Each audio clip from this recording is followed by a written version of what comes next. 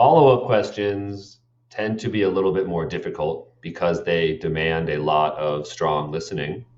But I do have a few tips about how you can ask good follow-up questions or comments, some phrases that you can use in order to help facilitate your conversations. So, for example, oh, can you tell me more about what you mean when you said you were feeling down that day? Or, oh, can you give me an example of how you were able to discipline students so well? Let's listen to another example.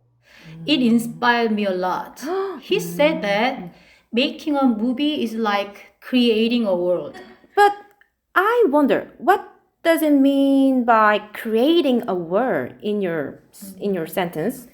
By combining and breaking the pieces of the stories containing daily lives, a movie director can give solace to the people who need solace and can give smile and happiness to people who need laughs. Sometimes guests will give very great responses that don't really necessitate follow-up questions. In that case, sometimes it really helps to provide some kind of commentary. Oftentimes that comes in the form of paraphrasing. So what you're saying is that we are the monster because we used too much shampoo today. Or it allows you to tell maybe a little bit about yourself, but in a way that directly relates to what the guest was talking about. That reminds me of my own experience at Namak High School. When I was just starting off as a teacher, I was also very shy in the classroom. Let's listen to another live example. Tea keeps off this pungent taste. It means unpleasant taste, I think, such as too hot or too bitter. What is not pungent is the harmonious flavor, I guess.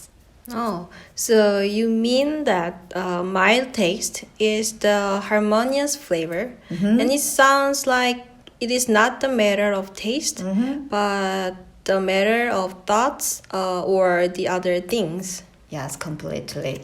Now, opposite the interviewer is the guest or the interviewee.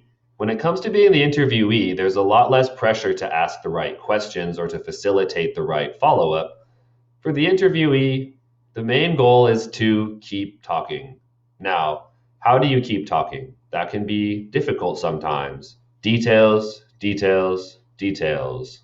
Giving reasons, giving examples, going into stories. When you go into stories, adding more details. How can you bring in your senses? What did you feel in that moment? What were other people around you feeling in that moment? Why? Why do you enjoy doing what you do? Giving reasons, details, examples, stories can keep you talking for hours, but I'm only going to make you talk for like 10 minutes. Here's a really good example of someone who gives really good details and examples as they tell the story about their favorite place to travel. People say Fiji is the last paradise on earth. Oh, And I agree with it. Yeah. I traveled to Fiji 20 years ago, but still I remember Fiji as the most peaceful and slowest place among the places where I ever visited.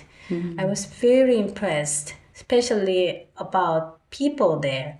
They enjoy singing, dancing, and playing the guitar or drums whenever three or more people gather together in any places. They remind me of a story fable, the Aesop's The Ant and the Grasshopper.